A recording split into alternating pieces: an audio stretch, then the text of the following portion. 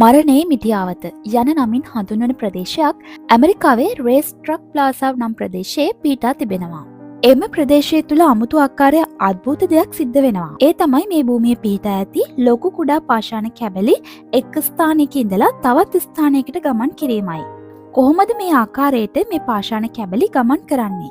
මේ පිළිබඳව පරීක්ෂණ කරන විද්‍යාඥයන්ට තාමත් මේ සිදුවීමට නිශ්චිත පිළිතුරක් සොයා ගැනීමට බැරි වෙලා තියෙනවා. කිසිම මනුෂ්‍ය වාසයක් හෝ ගසක් කොළක් නොමැති මේ ප්‍රදේශයේ ගිම්හාන කාලය ආරම්භ වීමත් එක්ක උෂ්ණත්වය ඉතා ඉහළ යනවා. එම නිසා මෙම ප්‍රදේශයේ පොළව දස්සාති ඉරිතල්ලා යනවා. පසුව සීත කාලය ආරම්භයත් එක්ක ඉරිතලාගේ පොළවේ පැලුම් අතර අයිස් මිදීම සිද්ධ වෙනවා. ඒ අතර කාලේ මෙම ප්‍රදේශයේ ඇති පාෂාණ කැබලි හුදකලා පොළොව මත කිසිවෙකුටත් නොපෙනෙන ආකාරයෙන් අභිරහස් අයුරින් ඉදිරියට ඇදෙන්නේ විස්මිත ආකාරයටයි. ඇවිදින පාෂාණ, යාත්‍රා කරන පර්වත, ලිස්සා යන පාෂාණ යන විවිධ නම් වලින් හඳුන්වන මෙම ක්‍රියාවලිය තවමත් වටහාගත නොහැකි අභිරහසක්. මේ මිටියාවත පුරාම පාෂාණ ගමන් කරපු මග සලකුණු දිස්වන අතර ඒවා පෙනෙන්නේ හිස් බිම මත ඇදෙන ගොළු පෙල්ලන් ලෙසටයි. බැලූ බැල්මට මේ ගල් කැබලි චලනය වීමක් සිදු නොවන ආකාරයක් දැකගත හැකි වීමත් මේ ඇති සුවිශේෂීතාවයක්. ඇතම් විට ඒවා චලනය වන්නේ මිනිස් ඇසට ග්‍රහණය කර ගැනීමට නොහැකි ආකාරයටයි. මෙහි ඇති පාෂාණ කැබලි සෑම වසර 2කට හෝ 3කට වරක් මිටියාවත පුරාම ඇවිදින බවයි නිරීක්ෂකයන් සඳහන් කරන්නේ.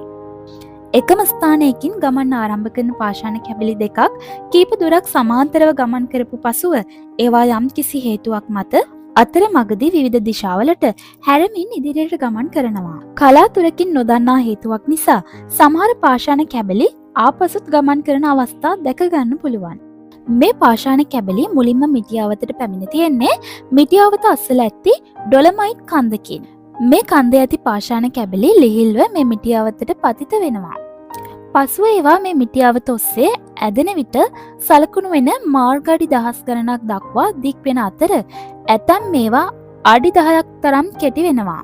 මේ අභිරහස් භූමිය ගැන මුලින්ම සටහන් තැබුවේ 1948 වසරේදී භූගෝල විද්‍යාඥයන් දෙදෙනෙකු වන ජිම් මැක් ඇලෙක්ස්ටර් සහ ඇලන් ඇග්නෝ විසින් මේ පිළිබඳව වාර්තාවක් තබා තියෙනවා.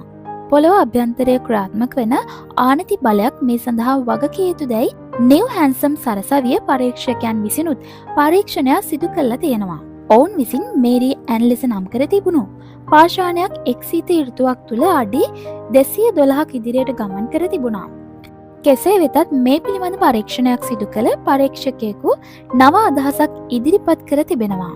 ඒ සීත කාලයේදී මෙම මිටියාවත තුනී අයිස් තට්ටුවකින් වැසී යන අතර එම අයිස් දිය වී ගිය පසු සති කිහිපයක් යනතුරු මෙහි මඩ පොළවක් පවතින බවත් එවිට මේ මඩ තට්ටු මත තිබෙන ගල් කුට්ටි මතට මෙම ප්‍රදේශය හරහා ගමන් ගන්නා සැඩසුලන් රැලි වැදීම හේතුවෙන් මෙම ගල් කැබලි අයිස් පොළවේ වේගයෙන් තල්ලු වී යන බවට ඔහු නිගමනය කර තිබෙනවා. කෙසේ වෙතත් ඒ නිශ්චිතවම තහවුරු කර ගැනීමට පරීක්ෂකයන් මෙතෙක් සමත් වෙලා නැහැ.